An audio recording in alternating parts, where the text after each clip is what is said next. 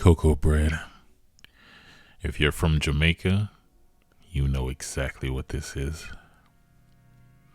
So we got butter, margarine, salt, flour, sugar, yeast, and various milks. I would recommend using instant yeast, but if all you have is the active stuff, then you know what you do. You got to heat the liquid, in this case the milks, to about 110 degrees.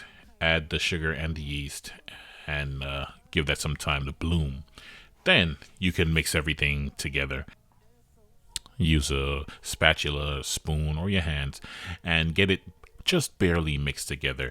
You're trying to just allow for some hydration to take place, but you're not really trying to work much gluten into it at this point. Get it plastic wrapped and just set it down for a few minutes. Your first 15 minutes is up. Unwrap it, and now it's time to work the rest of the flour in there, and we're going to try to get some gluten in at this time as well. So you're going to knead and knead and knead. I would recommend 5 to 7 minutes at this point. About a minute in though, you want to add your butter. Complete this round of kneading and you should develop a relatively smooth dough ball, but you're not looking for ultra smooth here because we're going to rest it one more time.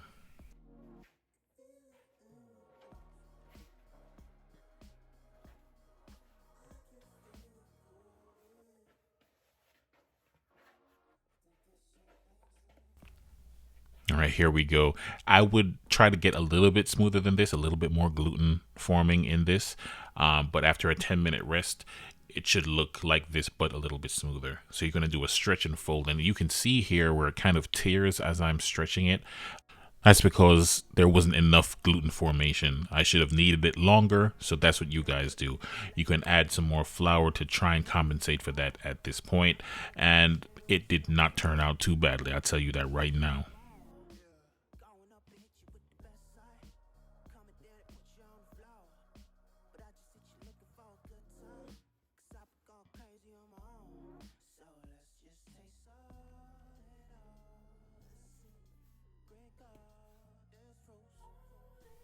So you're going to portion off your dough into 6 equal portions. I use a food scale to try and get as accurate as possible.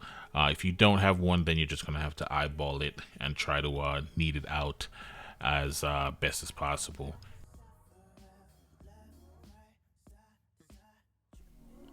So with each pile, you're going to make a dough ball and set it aside to work with afterward, because these dough balls are what is going to form each individual cocoa bread.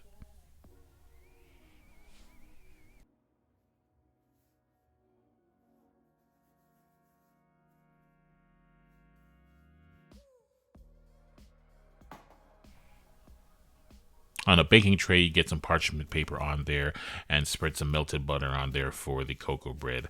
And with each dough ball, now we're going to roll them out into larger, round, flat shapes that can be folded in half. So you're basically going to roll it out a little bit and you're going to turn it about 90 degrees, or actually a quarter turn would be better, and roll it out again. And you keep doing that until you get the size that you want. And then on half of that irregular circle, you're going to spread some more butter, fold it over, put it on the parchment paper, and repeat that 5 times.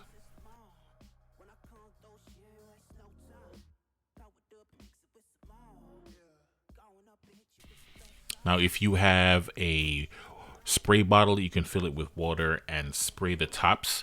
I did not have one of those, so I'm kind of just making do here, but splashing some water on the tops of them. You're doing this twice, basically, once before it goes in and once a couple of minutes in.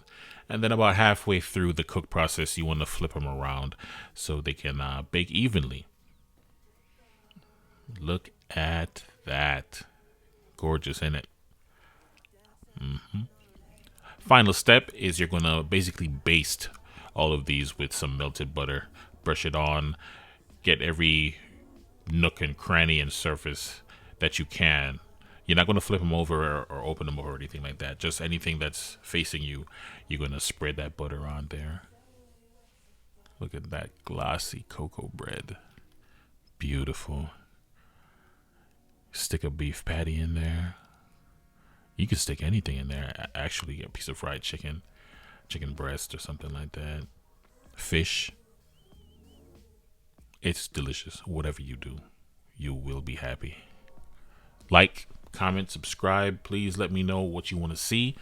And I'll see y'all next time. It is your world.